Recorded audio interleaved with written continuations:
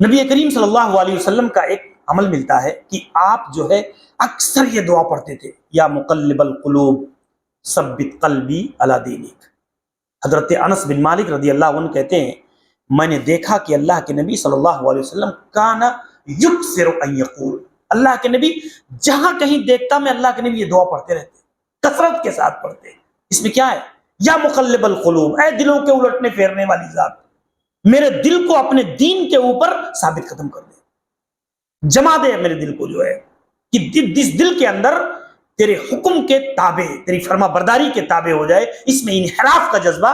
پیدا نہ ہونے پائے۔ یہ اللہ کے نبی صلی اللہ علیہ وسلم، آپ دیکھیں اسی حدیث کے اندر ترمذی کی روایت ہے، اللہ کے نبی صلی اللہ علیہ وسلم سے صحابہ کرام نے پوچھا، کہتے ہیں حضرت انس بن مالک کہتے ہیں ہم نے پوچھا اللہ کے نبی سے کہ اے اللہ کے رسول، ہم تو آپ پر ایمان لائے، آپ جو شریعت جو دین لائے ہم اس کی تصدیق کرتے ہیں، اس پر ایمان لاتے ہیں، تو کیا اتخاف علینا، کیا آپ ہمارے اوپر خوف کھاتے ہیں؟ کیا آپ ہمارے اوپر ڈرتے ہیں کہ ہم جو ہے پھر جائیں گے اللہ کے دین سے؟ تو اللہ کے نبی صلی اللہ علیہ وسلم فرمایا نعم، ہاں میں ڈرتا ہوں اس بات سے، مجھے خوف ہے کہ تمہارے دلوں کا معاملہ کہیں بدل نہ جائے۔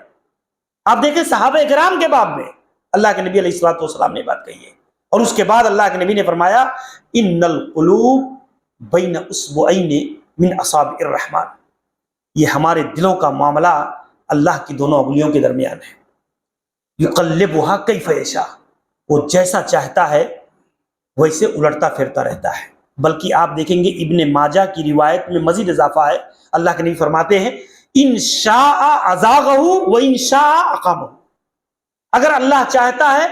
تو خیر پر، حق پر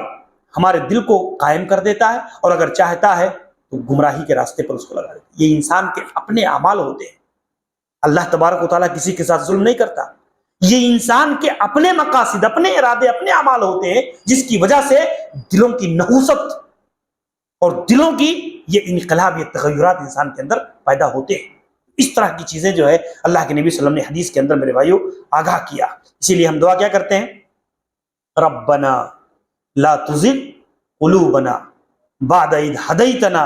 وہب لنا من لدنک رحمہ انک انت الوہاب۔ آپ کتنی پیاری دعا ہے، آپ دیکھیں، اور اس دعا کو اگر آپ دیکھیں گے قرآن مجید کے اندر،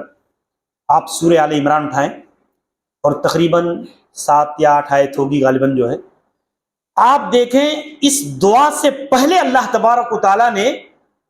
ایک بہت اہم ترین چیز ذکر، ایک فتنے کا ذکر کیا ہے جو دلوں پر وارد ہوتے ہیں۔ کیا فتنہ ہے؟ قرآن کی متشابہ آیات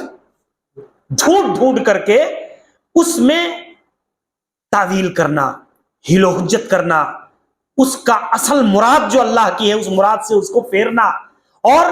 محکم آیات جو اللہ کی واضح آیات ہیں اس کو چھوڑ دینا۔ یہ اللہ نے یہ پورا معاملہ ذکر کیا ہے، اور اس کے بعد اللہ تعالیٰ نے یہ دعا سکھلائی ہے۔ آپ دیکھیں دلوں کو بیماری لگتی ہے، کس چیز کا؟ انحراف کی بیماری، کہ اللہ تعالیٰ کے کسی پیغام کو، کسی حکم کو بندہ اس طور پر نہ ایکسپٹ کرے جو اللہ کی مراد ہے، اللہ کا مقصد ہے، جو اس کے اندر انسان جو ہے کجروی کا شکار ہو جائے۔ تو اللہ تعالیٰ نے دعا ربنا لا تزغ قلوبنا، دعا کرو کہ اللہ تو ہمارے دلوں کو ٹیڑھا نہ ہونے دیجیے، ہمارے دلوں کو ٹیڑھا نہ ہونے، ربنا لا تزغ قلوبنا بعد اذ ہدیتنا، بعد اس کے کہ تو نے ہمیں ہدایت کی راہ دکھلائی، یعنی حق کو ہدایت پانے کے بعد بھی انسان کا پھر پلٹ جانا، یہ بہت شقاوت کی چیز ہے میرے دوستوں۔